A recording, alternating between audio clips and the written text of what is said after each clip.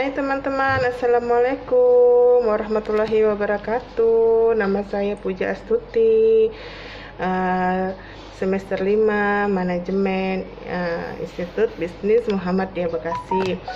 Teman-teman, kali ini saya ingin membahas tentang analisis jabatan atau job analysis. Nah, analisis jabatan atau job analysis adalah suatu kegiatan pengumpulan data atau informasi yang menyangkut tentang suatu jabatan atau pekerjaan untuk menetapkan uraian pekerjaan dan jabatan itu sendiri. Nah, kegiatan jabatan itu menghasilkan dua ya teman-teman, ada job description dan ada job specification, uraian jabatan dan spesifikasi jabatan. Nah,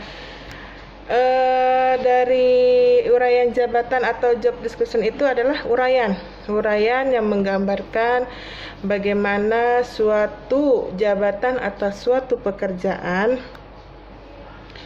untuk dilaksanakan, atau pekerjaan atau jabatan itu dilaksanakan. Bagaimana tentang wewenang, tentang tanggung jawab, hubungannya dengan jabatan atau pekerjaan lain, dan risiko dari pekerjaan itu sendiri. Ada spesifikasi jabatan, yaitu uraian tentang persyaratan yang diperlukan bagi seseorang yang akan melaksanakan sesuatu jabatan atau sesuatu pekerjaan itu sendiri. Tujuan dari analisis itu ada dua: untuk menyusun uraian jabatan dan persyaratan. Yang kedua sebagai dasar untuk melaksanakan kegiatan MSDM-nya.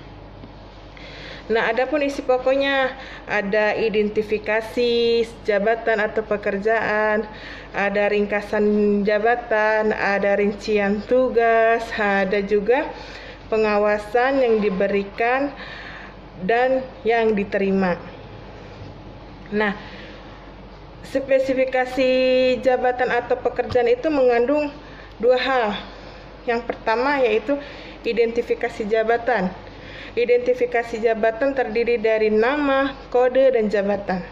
Yang kedua, persyaratan jabatan.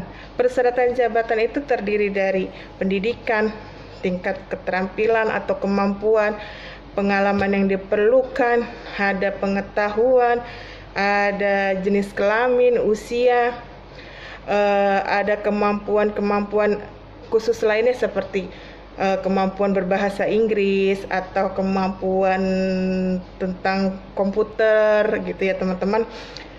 Nah, ada juga manfaat dari analisis jabatan itu sendiri. Yang pertama, untuk menetapkan dasar-dasar rasional pengupahan dan penggajian yang objektif. Yang kedua adalah menghapus persyaratan kerja yang dapat menyebabkan diskriminasi dalam pengadaan karyawan.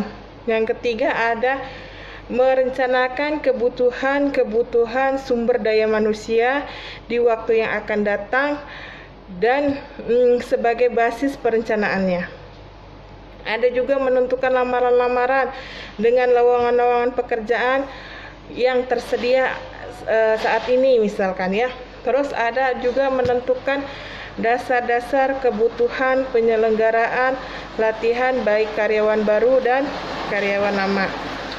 Nah, di sini ada juga cara atau metode yang digunakan dalam menganalisis jabatan. Yang pertama, analisis dokumen yang tertulis tentang jabatan atau pekerjaan.